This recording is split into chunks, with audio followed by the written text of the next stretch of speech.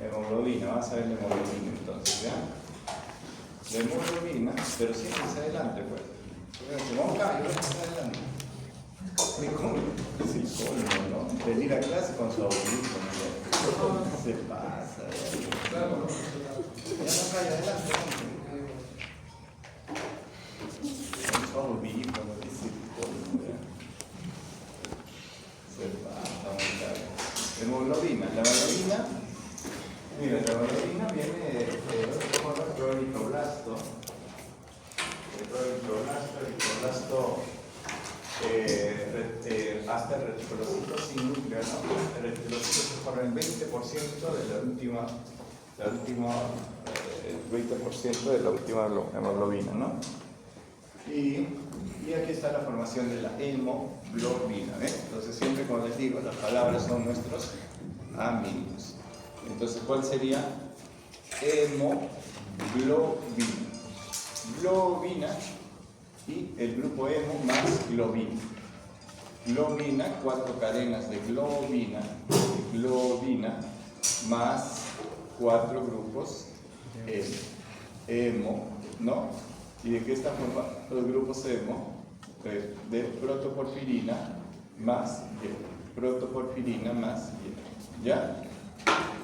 Protoporfirina más 4 protoporfirina más 4 grupos piroles, ¿no? Más hierro. Entonces, 4 hierros que están acá. Entonces decimos 4 cadenas de globina más hierro. ¿Ya? Entonces vemos acá. Y lo que decíamos, ¿no? Los tipos de hemoglobina van a ser en el adulto A y A2, ¿no? Y las cadenas alfa y B.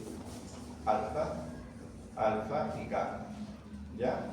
Entonces estos predominan. Predominan en el adulto 95% y la hemoglobina fetal, alfa y gamma, alfa y delta, ¿no? Y la embrionaria, cover 1, cover 2, Portland. Todas estas son hemoglobinas embrionarias que hemos visto, ¿se acuerdan? Cuando hemos visto la evolución de la hemoglobina, ¿no? Y aquí está la hemoglobina fetal. Entonces, aquí está la hemoglobina del adulto, que es la más común, tipo alfa beta, y aquí también es bajo esto. La hemoglobina fetal en el adulto, esta es la distribución que vamos a encontrar de la hemoglobina. Y la hemoglobina puede presentarse en diferentes momentos, ¿no? Con su relación con el oxígeno y su relación con el CO2. Entonces, cuando está cargado la hemoglobina de oxígeno, se va a llamar oxihemoglobina.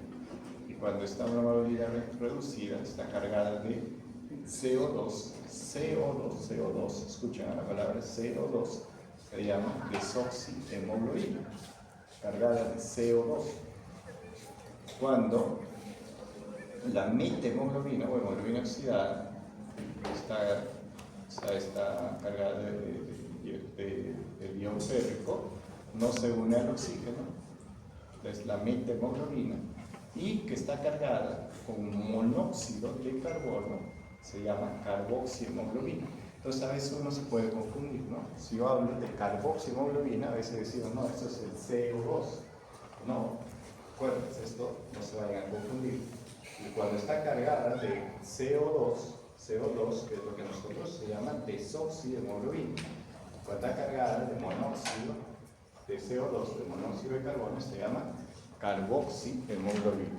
Entonces, ¿en qué momento se puede cargar? Por ejemplo, el monóxido de carbono es en el humo, pues, ¿no? En un incendio, por ejemplo, hay bastante humo, es el monóxido de carbono, ¿no? Entonces ahí podría ser la carboxihemoglobina. Tiene una afinidad cercana a 210 veces, no mayor que la desoxihemoglobina. Y aquí está, mira, la reacción de carga y descarga, ¿no? La desoxihemoglobina, ¿no? En los pulmones, ¿no? Se carga de oxígeno y se pasa a ser una oxihemoglobina. En los tejidos se descarga el oxígeno y pasa a ser desoxihemoglobina porque se carga de CO2. Y esto va a depender, ustedes ya saben, del pH, la temperatura, del CO2, del 2,3 difosfoglicerato, como vamos a ver ahora.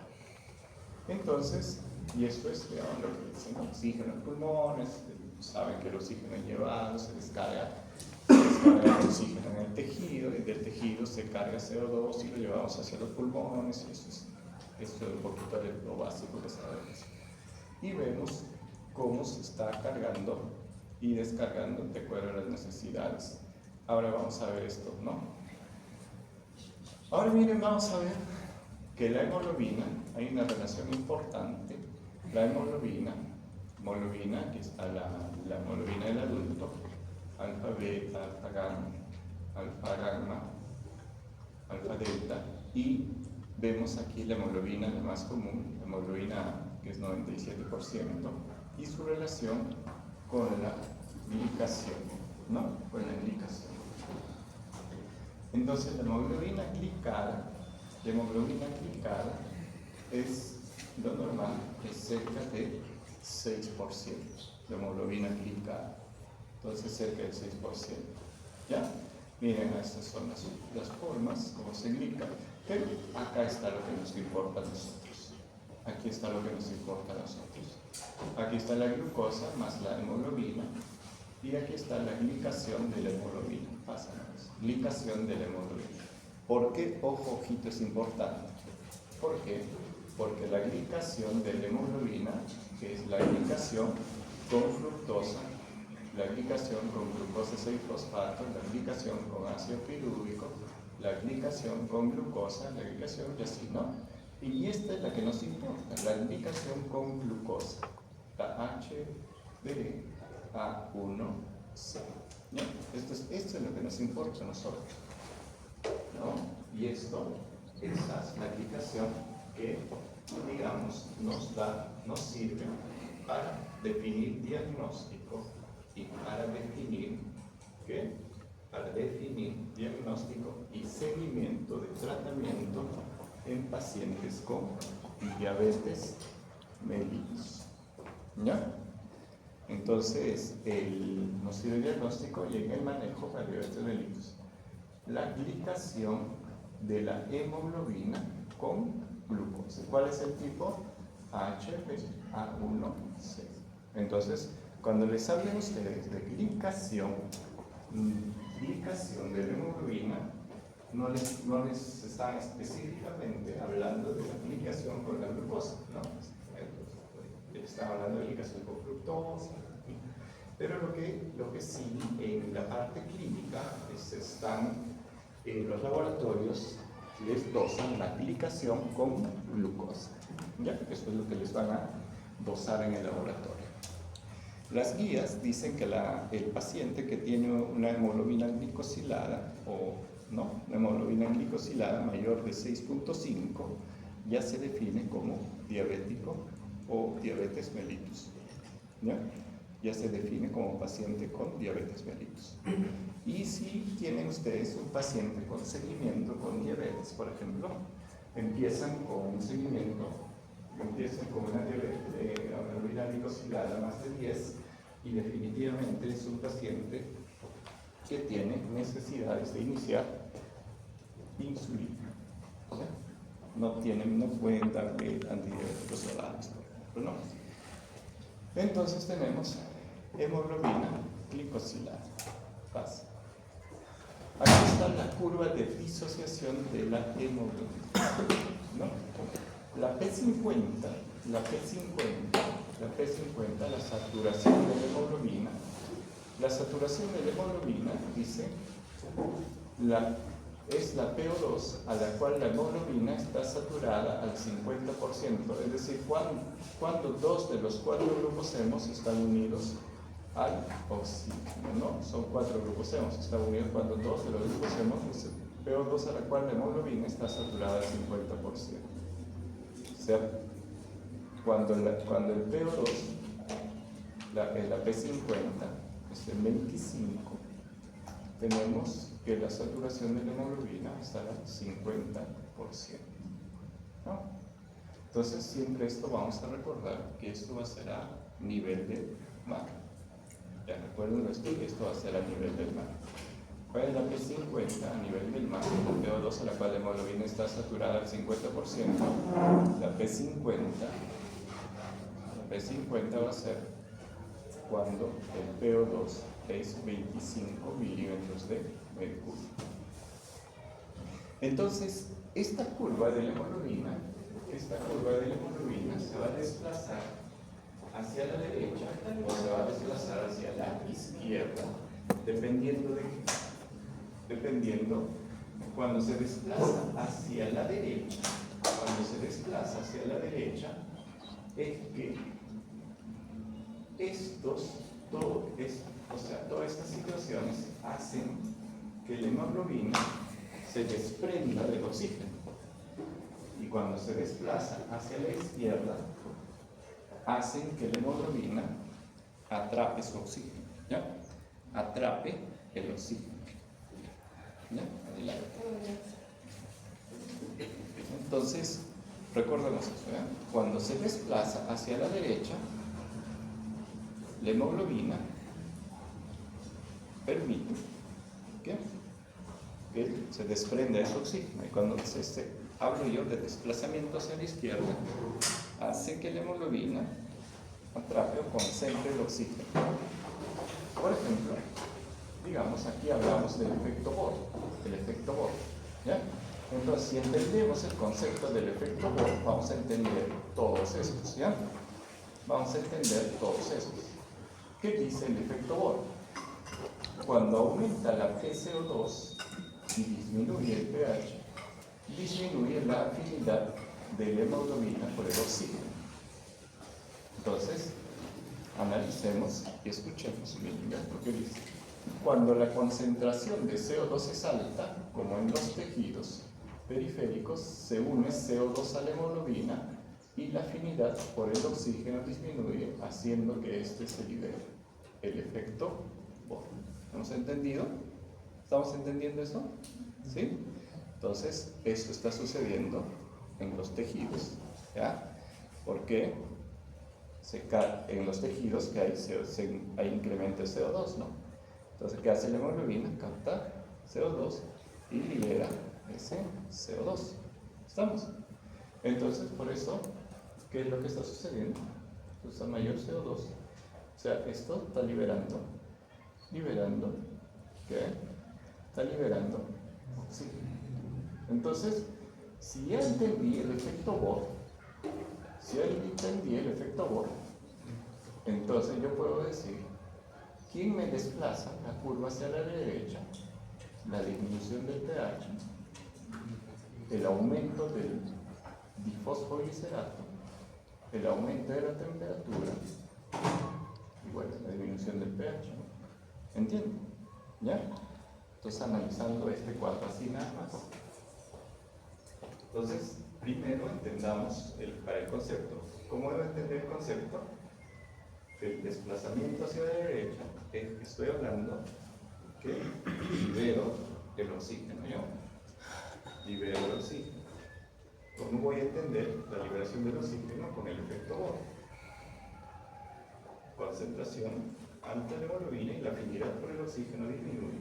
Liberación, desplazamiento de la curva hacia la derecha.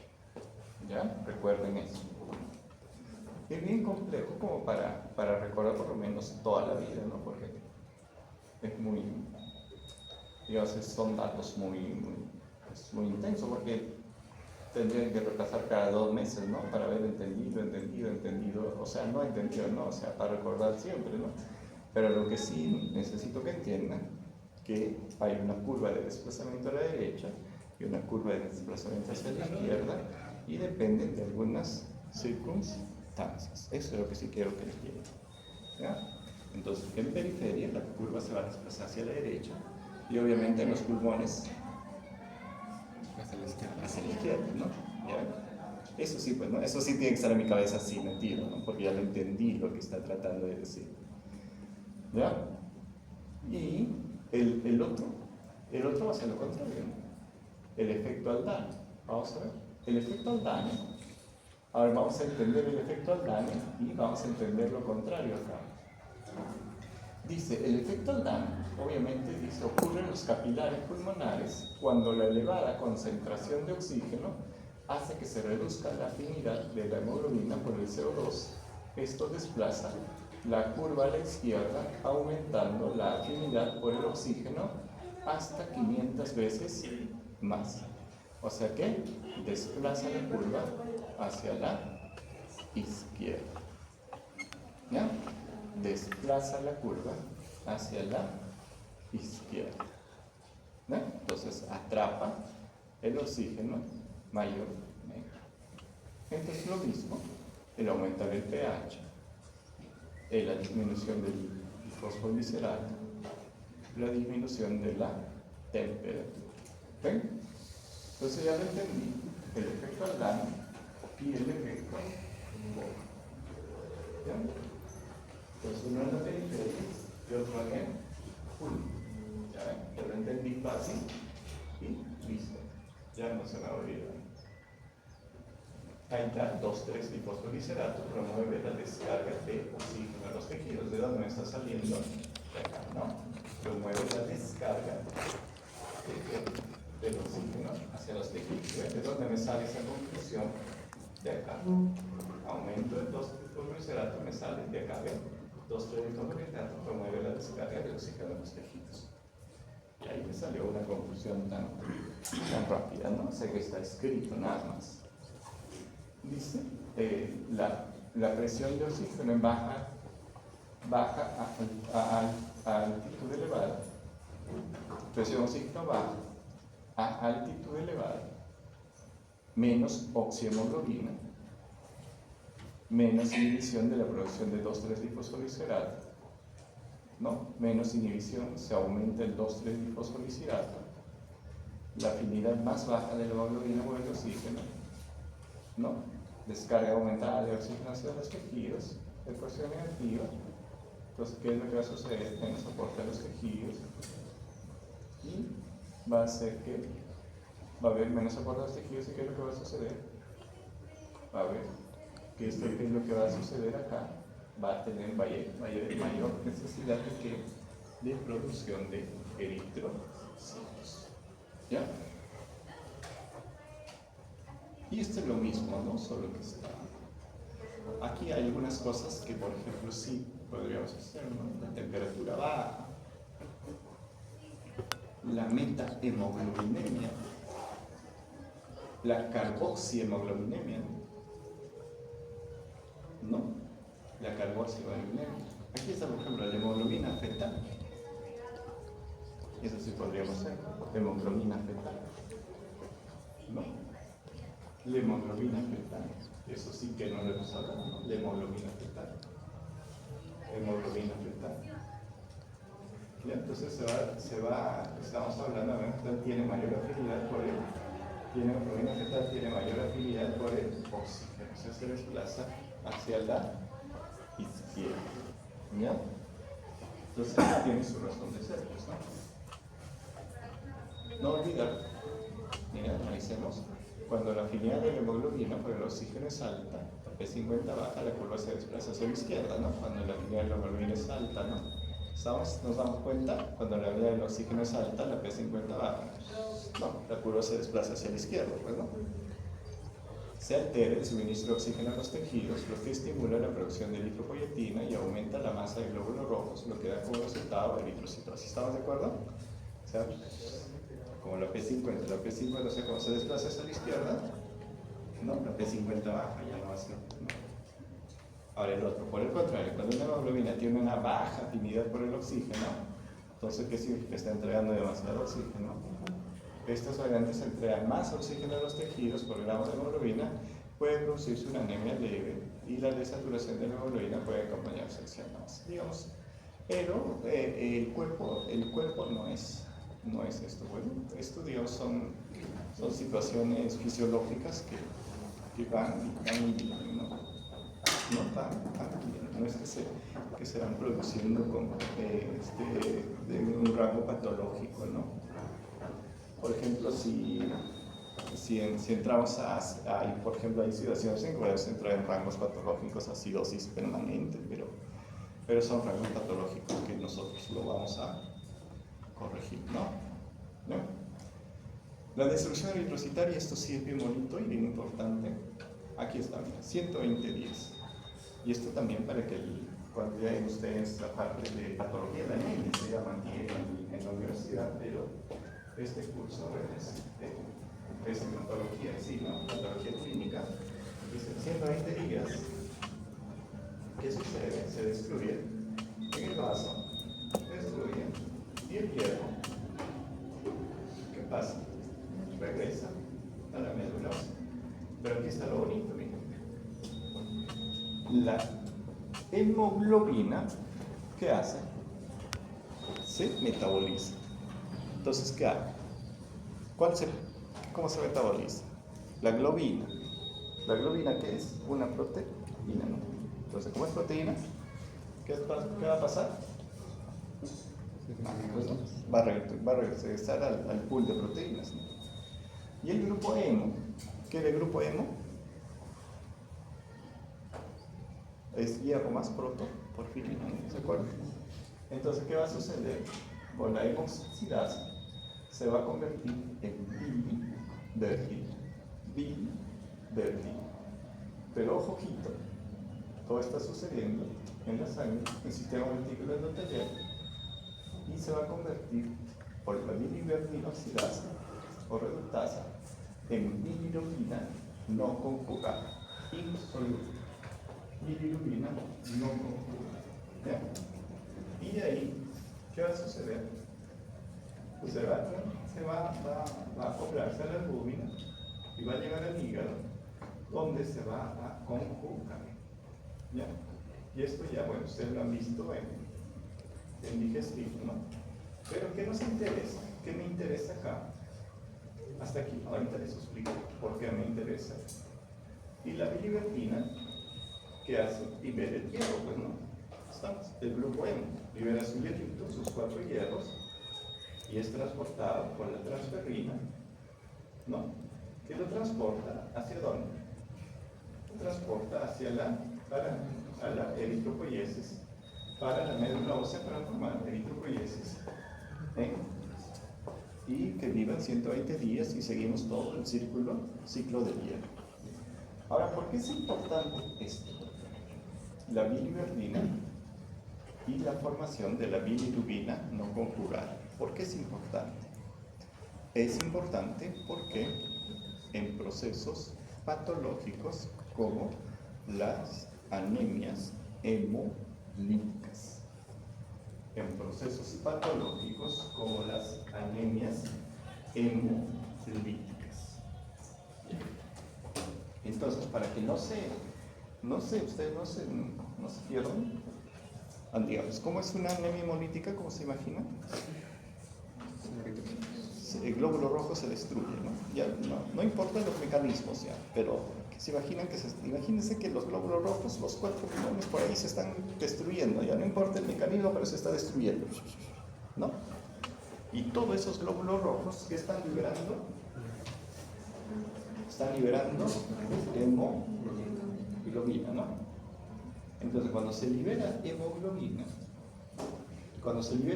están nadando pues en todo el plasma, está nadando hemoglobina, ¿no? Y el cuerpo es una genialidad, ¿no? Entonces, como hay una cantidad de hemoglobina, ¿qué hace el cuerpo? Va a la aptoglobina y lo atrapa,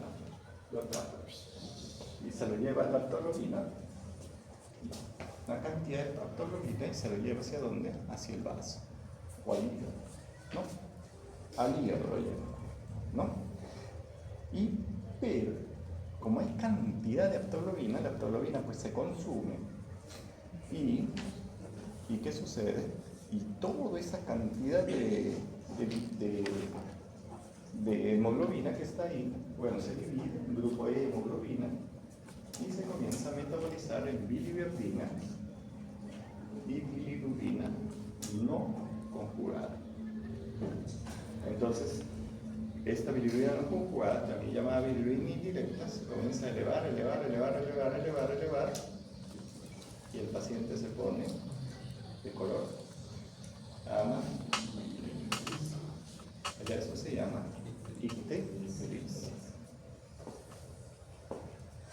entonces, en estos pacientes con anemia hemolítica, entonces en estos pacientes, ¿qué sucede en el vaso? Y el vaso, como hay tanta cantidad de hemoglobina que se le mete, comienza a crecer, pues, ¿no? Hay esplenomegalia, ¿no? Entonces, ¿qué sucede? En estos pacientes con anemia hemolítica, ¿qué sucede? Se vuelven amarillos. La bilirrubina indirecta está aumentada, ¿no? La aptoglobina, les digo que es como barrendero, disminuida. ¿Y cómo estarían los reticulocitos? Aumentados. ¿Por qué? Porque la médula ósea estaría muy ávido de qué? De formar nuevas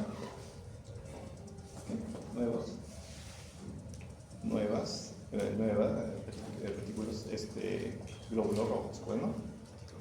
¿Ven? Entonces, esto es importante, ¿no?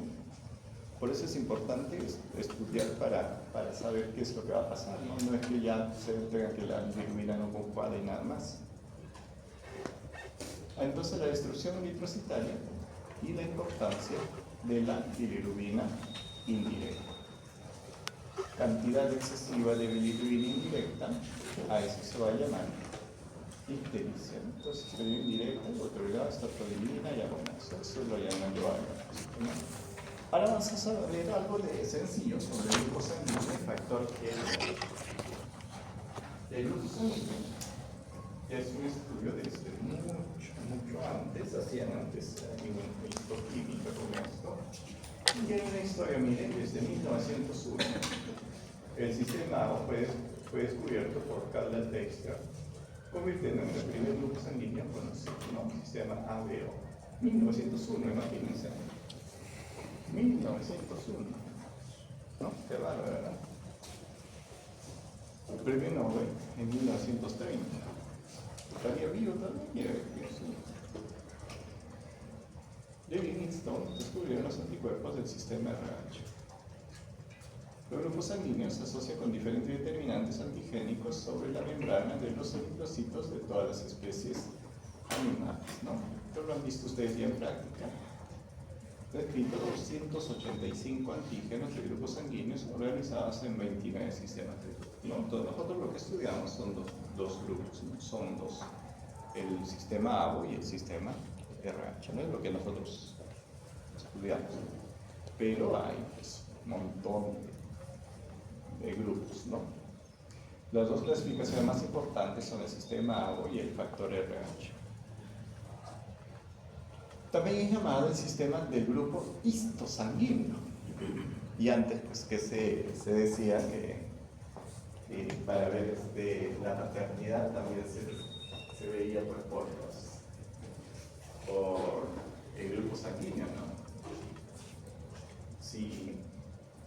A ver, si se casa un papá A con una mamá B, puede salir un hijo O. ¿No?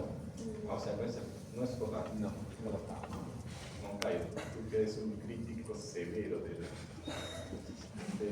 física. No es.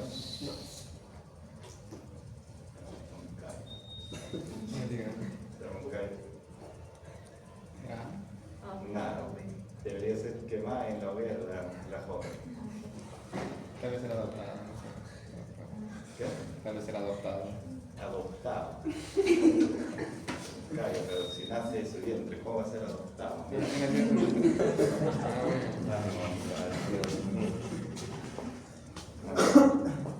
Ya sé, como Moncayo. Vamos a demostrarle a Moncayo. Lo bueno es que, ¿no? Que a pesar de que es mentira, hay que creerlo, ¿no? Pero ¿cómo? Pero todos, no solo Moncayo, todos han dicho que no.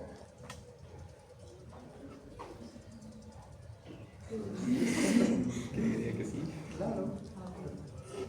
Si papá es A, mamá es B, pueden hacer un O. ¿Por qué? Porque. Y eso es lo que sucedía, pues, ¿no? Imagínense ustedes que son jóvenes del 2025 que reaccionan así, ¿no? Imagínense en los años 1900. Nació no. La pobre chica dijo, pero estás tu hijo, ¿no? Con nadie más que tú. La quemaron en la hoguera, ¿no? Maldito, ¿no? Y ahora vamos a ver qué es, ¿no? Y vamos a ver por qué. Y ahora se van a dar cuenta después por qué. También llamado el sistema de grupo, por eso es el justo propósito de qué? Del grupo histosanguíneo. Los antígenos del sistema A se detectan en la quinta y sexta semana del periodo y no se desarrollan hasta el periodo de nacimiento. Han sido desarrollados en 4 años. Y aquí esto es lo que han aprendido en práctica, ¿no? En práctica que les han enseñado, les han dicho que el grupo O tiene antígenos sobre los eritrocitos, ninguno, pero tiene anticuerpos anti-A, anti-B, anti-todo. ¿Qué significa? Pueden ser donantes, pero no pueden ser receptores. Entonces el grupo A tiene anti-B, o sea, puede recibir del A, pero no puede recibir del B. El B puede recibir del B, pero no puede recibir del A, pero sí puede recibir del O. No. El O puede recibir del A, del B. El AB puede recibir de todos, pero no puede donar a nadie. ¿No? Entonces, de aquí sacamos que el O es el donante universal y el AB es un receptor universal. ¿Ya? Entonces estamos, por eso ya los anticuerpos, ninguno, y estos antígenos. Sistema A, antígeno A, ¿no? Tiene antígeno A y tiene anticuerpo B, ¿no? Antígeno B, anticuerpo A y así, ¿no? Y el grupo sin antígeno. Aquí está el sistema A. Tiene aglutininas, anticuerpo B, y tiene antígeno A. Tiene antígeno B, antígeno A y anticuerpo A, pero antígeno B, ¿no? Y así. El fenotipo A1 es mayor, 80%. Y casi es lo mismo, ¿no? No hay mucha ciencia acá. Aquí sí aquí es un poquito que podría suceder, ¿no? El cromosoma 19, y aquí voy, y por eso le digo cómo pueden hacer un chiquito que sí es O, ¿no? El cromosoma 19, miren, el cromosoma 19 es dominante, H es dominante, y aquí tiene dominante y recesivo, ¿no? Aquí tiene el antígeno H, y miren acá. Aquí es el genotipo A, y este es el genotipo A sub 0, ¿lo ven? A sub 0 sigue siendo A, ¿no? Sigue siendo A, ¿lo ven? A, y le sale el antígeno A en el cromosoma 9. Aquí el antígeno B con el genotipo B y B sub 0 sigue siendo 1. ¿Entienden? Sigue siendo E. Aquí el antígeno A y B, genotipo A y B, y el genotipo O como aquí, el antígeno H, ¿no? Es el fenotipo A. A ver, si Mendel existiera todavía, ¿qué dirías si juntas esto a esta papá con esta mamá? ¿Sale, no? Sí. Sí sale. No, mira, sí sale.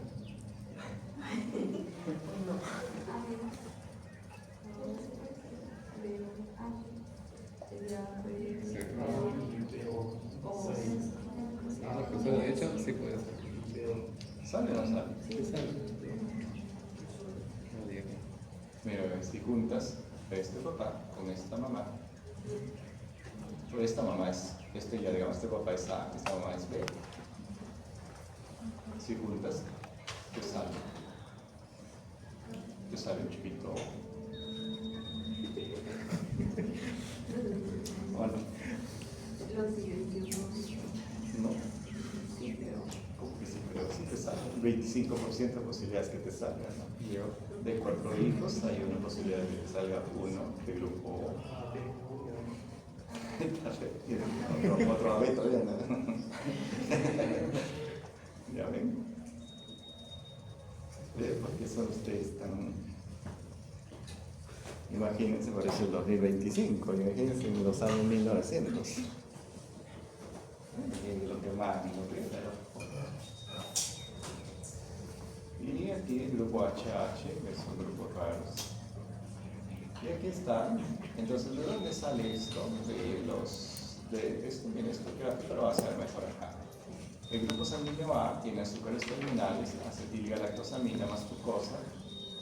El grupo B, galactosa más glucosa. El grupo O, solamente glucosa. Este es el grupo HH, ¿no? Galactosa más glucosa, acetilgalactosamina. El grupo AB, acetilgalactosamina más glucosa, galactosa más glucosa, ¿no? Azúcares específicos del sistema A. Y aquí está. Un papá del grupo A, una mamá del grupo B. Y estos son, sale un AB, sale un hijito B, sale un hijito A, y puede salir un hijito O. ¿Luego? Entonces, parece imposible, ¿no?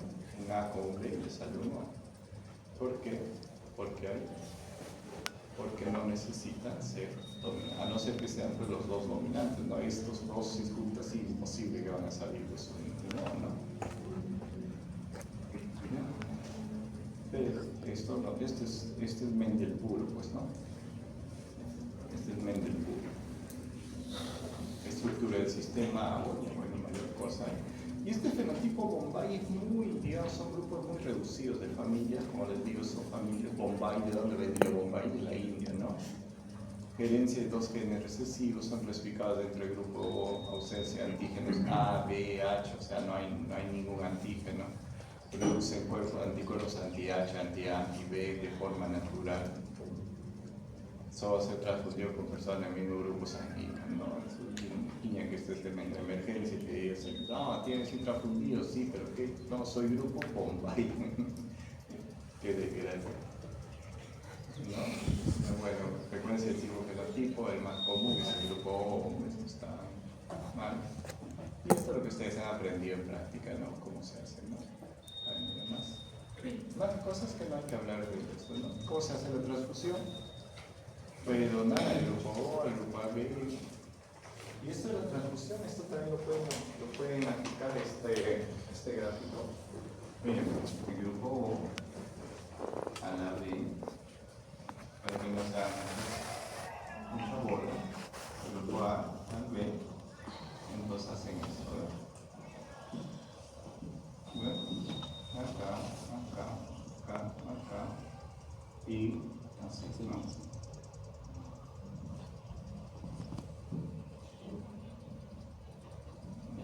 ¿Entienden?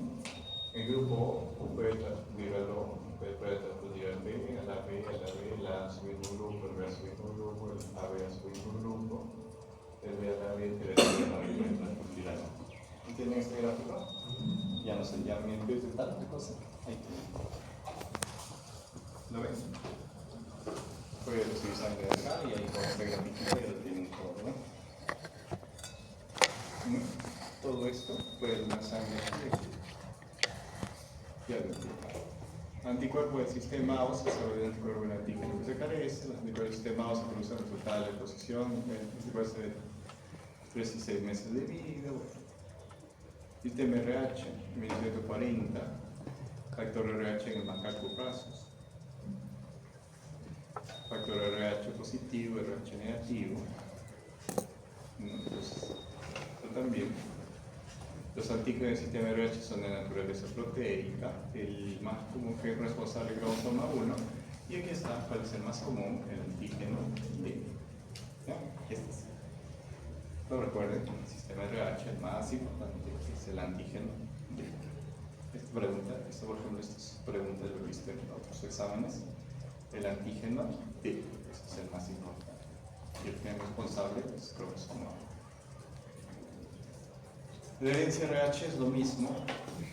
lo mismo, miren, si papá es RH positivo, la mitad puede ser RH positivo, la mitad RH negativo, igualito lo mismo, las leyes mendelianas, ¿no? Las leyes mendelianas, RH negativo, pero más que esto, lo que importa acá con los RH es lo que sucede, lo que vamos a ver al final, es lo que sucede entre un papá RH positivo con la mamá que es RH negativo, ¿no?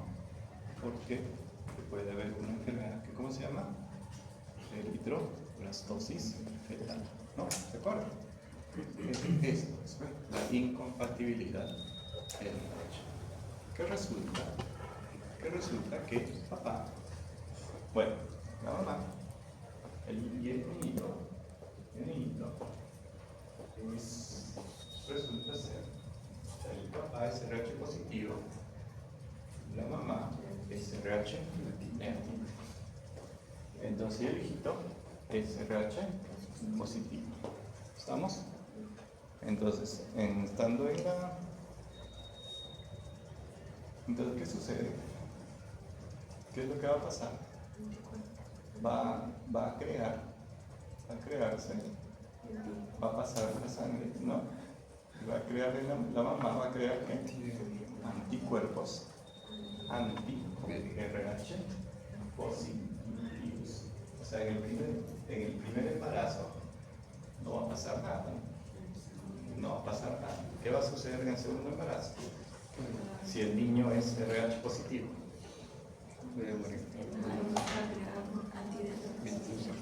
Esos anticuerpos van a destruir, va a haber hemólisis, ¿no?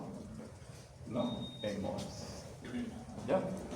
Entonces, no es. Pero, ¿qué sería si el segundo hijo es RH negativo? No pasaría nada, pues, ¿no? ¿No? Entonces la enfermedad se llama eritroblastosis fetal. Posibilidad de eritroblastosis, esto ya no se ve casi, ¿no? Primer embarazo 0, segundo embarazo 3. Y entonces esto ya no se ve porque ahora ya el control es bastante, ¿no? Ya es más, ¿no? Pero embarazo 10 y bajo. Ya no lo vemos. Vamos a ver la siguiente clase. Todavía tenemos